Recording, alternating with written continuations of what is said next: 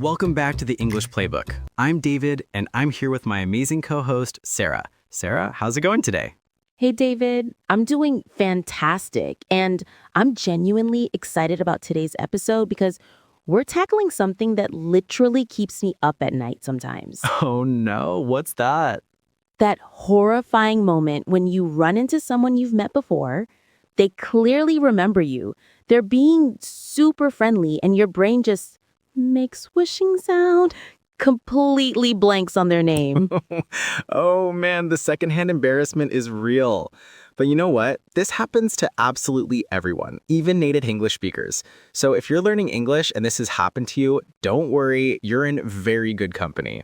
Exactly. And today we're going to turn this awkward situation into a learning opportunity. We'll teach you not just how to handle it gracefully, but also some incredibly useful everyday English phrases that will make you sound more natural and confident. That's right. We've got real dialogue, practical vocabulary, pronunciation tips, and some sneaky tricks that even native speakers use. So grab your notebooks and let's dive in.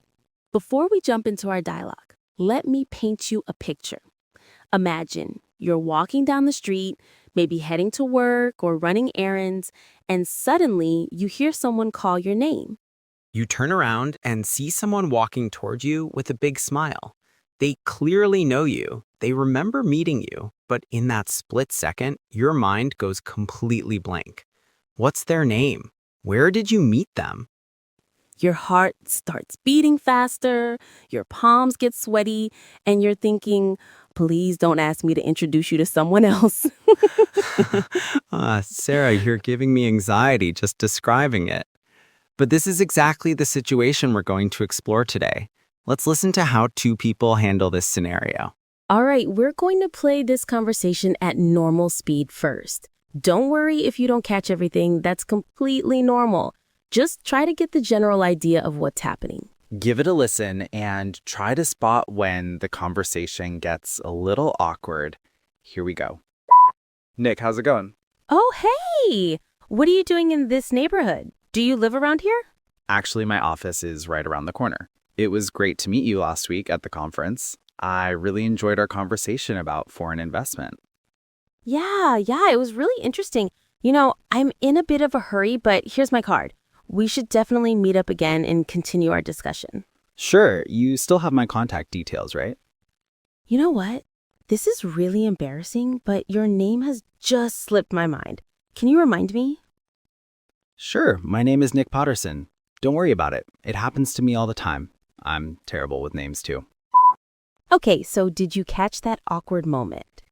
Now, Anna totally forgot Nick's name, but notice how both of them handled it really well. Anna was honest about it, and Nick was super understanding. Exactly. This is actually a perfect example of how to navigate this situation with class. Now, let's break it down and learn from it.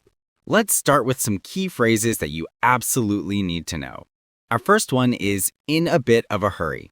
This is such a useful phrase. Instead of saying, I'm busy or I don't have time, which can sound a bit rude, you say, I'm in a bit of a hurry.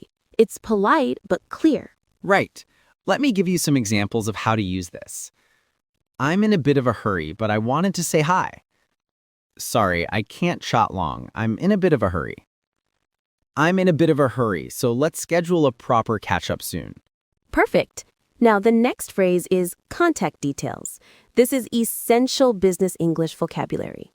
Instead of saying my phone number and email address, which sounds a bit clunky, you can simply say contact details. It includes everything: phone number, email, address, whatever information someone needs to reach you. For example, I'll send you my contact details, or do you have Sarah's contact details? It sounds much more professional. Now for the star phrase of today's episode, slipped my mind.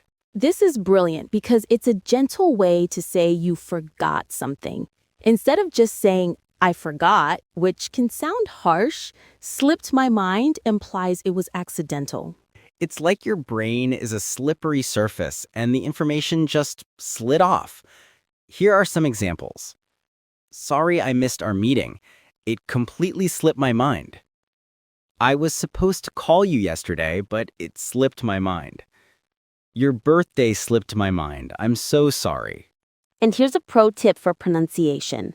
Make sure you connect slipped and my smoothly. Slipped my mind. Don't pause between them. Great point. Now let's talk about location phrases. In the dialogue, Anna asked, "Do you live around here?" And Nick replied, "My office is right around the corner."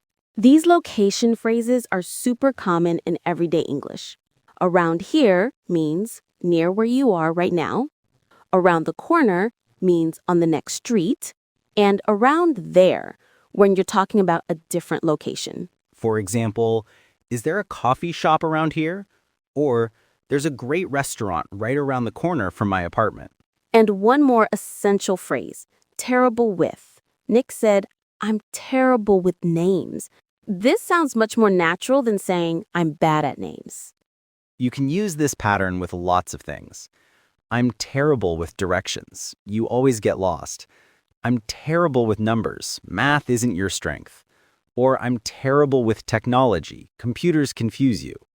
Let's listen to that dialogue again, but this time at a slower pace so you can catch all the details. Now that you understand all the vocabulary, let's analyze what made this conversation work so well, despite the awkward moment. First, notice how Nick greeted Anna. He didn't say, "How are you?" He said, "How's it going?" This is much more casual and natural between acquaintances. Then, Anna was direct and honest when she forgot his name. She said, "This is really embarrassing, but your name has just slipped my mind." She acknowledged it was awkward, but didn't try to hide it. And Nick's response was perfect. He immediately provided his name and then made Anna feel better by saying, "Don't worry about it. It happens to me all the time." This is key. When someone forgets your name, don't take it personally. Just give your name clearly and maybe share that you're forgetful too. It makes the other person feel much better. Also notice the business context. They exchanged cards and talked about meeting up again. This shows you how to keep things professional, even in an awkward moment. Okay, confession time. Sarah, what's your most embarrassing name forgetting story? Oh no, you're really going to make me tell this? Okay, so I was at a work conference and I'd been chatting with this woman for about 15 minutes. We had this great conversation about marketing strategies, and then my boss came over and I needed to introduce them. Oh no, you forgot her name? Completely blanked. But here's what I did. I said, "Oh, you two should definitely meet." And then I waited for them to introduce themselves to each other. Crisis averted. That's brilliant. That's actually one of my go-to tricks too. Let me share another one. If you forget someone's name, ask for their business card. Usually their full name is printed right there. Ooh, that's sneaky. I like it. Here's another trick. If you're with a friend, introduce your friend first and let the other person say their own name. "This is my friend Mike." And they'll usually respond with, "Hi, Mike, I'm Sarah." These tricks work, but sometimes the best approach is just honesty. I once completely forgot my neighbor's name after living next to him for 6 months. I finally just said, "I'm so sorry, but I'm terrible with names. Could you remind me of yours?" And how did he react? He laughed and said he'd forgotten mine too. We both had a good laugh about it, and now we remember each other's names perfectly. See, that's the thing. Most people are understanding because they've been there too. The key is being gracious about it. Let's give you some practical phrases you can use in these situations. Sarah, let's start with what to say when you forget someone's name. Right. Here are some polite ways to handle it. "I'm so sorry, but your name has just slipped my mind." This is embarrassing, but could you remind me of your name? "I'm terrible with names. What was yours again?" I apologize, but I'm drawing a blank on your name. Now, let's practice pronunciation. Repeat after me. Your name has just slipped my mind. Pay attention to the stress pattern. Your name has just slipped my mind.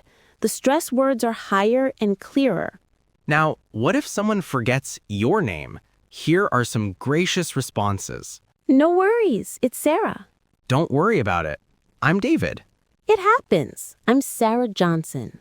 No problem at all. David Chen. Notice how we keep it brief and friendly.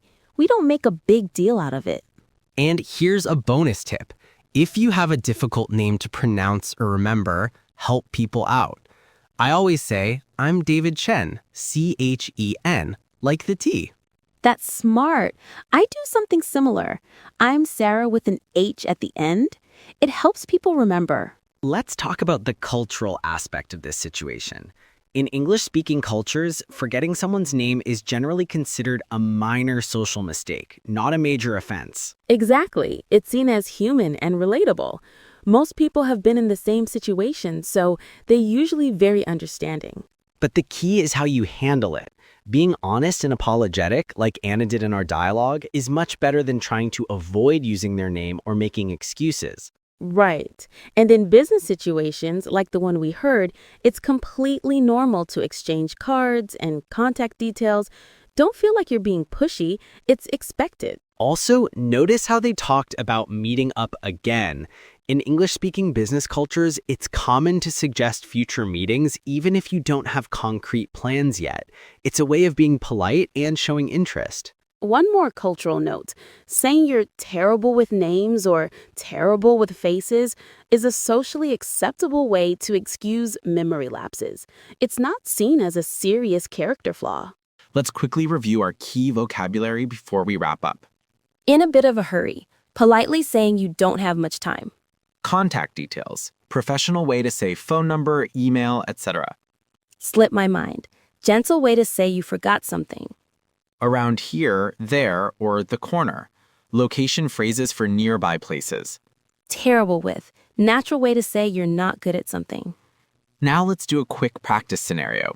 Sarah, let's role play. You're someone I met at a party last month, and we've just bumped into each other at a coffee shop. Okay. Oh my gosh, hi. How are you? What a coincidence seeing you here. Hey, yeah, what a surprise. How's it going? You know, this is really embarrassing, but your name has just slipped my mind. Could you remind me? Oh, don't worry about it. I'm Sarah. We met at Jake's party, remember? We talked about traveling. Right, Sarah, I'm so sorry about that. I'm terrible with names. How have you been? Perfect. See how natural that sounded? Before we say goodbye, let's give our listeners some homework. This week, practice these phrases out loud. Even if you're just talking to yourself, get comfortable with the pronunciation and rhythm. Great idea. And here's a challenge. Think about a time when you forgot someone's name or someone forgot yours. How could you handle it differently using the phrases we learned today?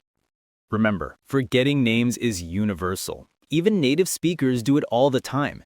The difference is knowing how to handle it gracefully. That's all for today's episode of the English Playbook. If this helped you feel more confident about awkward social situations, give us a thumbs up and subscribe for more practical English lessons. And drop a comment below. We want to hear your name forgetting stories. Did you use any of these techniques? How did it go? Next week, we're talking about how to politely disagree with someone, another essential conversation skill.